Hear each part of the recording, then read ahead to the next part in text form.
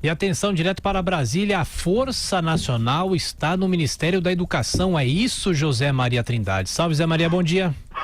Salve, Tiago, muito bom dia a todos. Olha, Tiago, informações de que estudantes poderiam tomar o Ministério da Educação na esplanada dos ministérios, né, fazer uma ocupação, levaram o ministro Weintraub a pedir ao ministro da Justiça, Sérgio Moro, proteção da Força Nacional.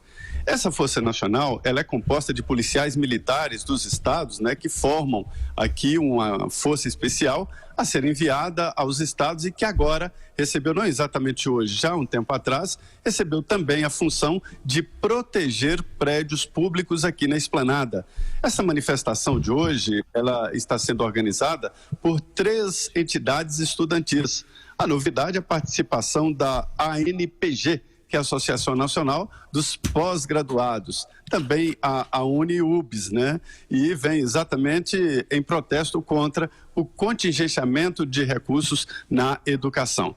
O ministro Weintraub traça ali uma grande guerra e em entrevista, né, Augusto, aqui a Jovem Pan, nos Pingos nos Is, ele afirmou que não tem recuo e vai mesmo demonstrar o que está acontecendo na educação.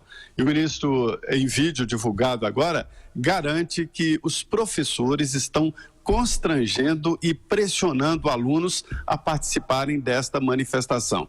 Ele incentiva, inclusive, que alunos mandem relatos, ou não diz explicitamente, mas talvez vídeos sobre pressão de professores para insuflar manifestações contra esse que alguns consideram cortes, outros consideram o tal de contingenciamento, né? Mas o certo é que esta manifestação que acontece hoje aqui, houve cuidados especiais para evitar a ocupação ou invasão do Ministério da Educação, viu, Tiago? Daí o uso da Força Nacional. Ô Zé, antes do Augusto falar e também do Silvio Navarro, só queria complementar, e você também fica à vontade para falar, o Ministério Público Federal informou hoje que ajuizou uma ação civil pública na Justiça Federal do Rio Grande do Norte contra o ministro da Educação e a União por danos morais coletivos. O motivo, as condutas praticadas pelo titular do MEC desde que assumiu a pasta em abril, com falas consideradas ofensivas a alunos e professores. O Ministério Público pede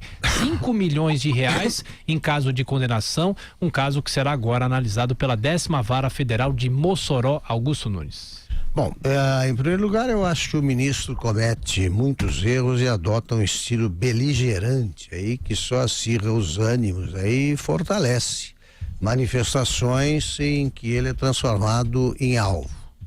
Feita a ressalva, eu digo o seguinte: nesta mesma entrevista que se referiu o Zé Maria, ele fez revelações importantes sobre como é que é mostrando como é mal administrado o dinheiro no ensino superior, por exemplo. Acho que ele precisa, com calma e didaticamente, explicar o que acontece. Terceiro, não é corte não, até bebê de colo sabe que isso é um contingenciamento de verbas, que é a suspensão temporária da liberação de recursos e um contingenciamento a que recorreram com mais ênfase ainda o Lula e a Dilma, que hoje fazem de conta que jamais fizeram isso. Por último, e não menos importante, o ministro vai acabar ressuscitando a Uni, né? Que morreu de pelegagem nos últimos anos, porque a Uni se tornou um apêndice do governo petista e ainda não explicou para onde foi o dinheiro destinado, em tese, à construção do prédio que não existe. Agora, Augusto, eu acho que essa é mais uma área do governo em que houve problema seríssimo de comunicação. Sim, não é? Porque o próprio MEC divulgou uma nota dizendo que era corte. E era de 30%. Então dava a impressão que era corte para todas as despesas. Ele primeiro se referiu a corte para 3 universidades federais que ele falava que ele acusava de baderna. Houve aquelas iniciativas todas contra a área de humanas, desprezando a área de humanas. Então a impressão que se tem é de perseguição. né? Quando anunciou. Exatamente, contingenciamento é uma prática normal e a gente vê que o governo está com a corda no pescoço, tá pedindo autorização para o Congresso para poder se endividar, para bancar despesas de custeio. Então há uma situação complicada. Agora, a postura do ministro é que está sendo questionada. Eu acho que isso acabou motivando as manifestações, junto com as declarações também do presidente, que chamou de idiotas os estudantes, e aquela manifestação ela veio meio espontânea. Quando foi anunciado o corte, começou uma mobilização de muita gente que estava desmobilizada, que se mobilizou exatamente como você está alertando, não é? Em função dessas declarações. Então, eu acho que mais do que a questão financeira, e tem muito atrapalhado no próprio ministério, troca de ministro, troca de equipe, pessoas que não têm experiência na área, você tem muita coisa atrasada de cronograma na educação. Então, assusta um pouco a falta de preparo, não é? Essas trocas constantes, e falta um programa para a educação brasileira. É isso. Só um parêntese, eu concordo que esse governo tem problema de comunicação. No caso do Ministério da Educação, não é problema de comunicação, na minha opinião, é problema de gestão. Eles são muito ruins de serviço. Muito ruim de serviço.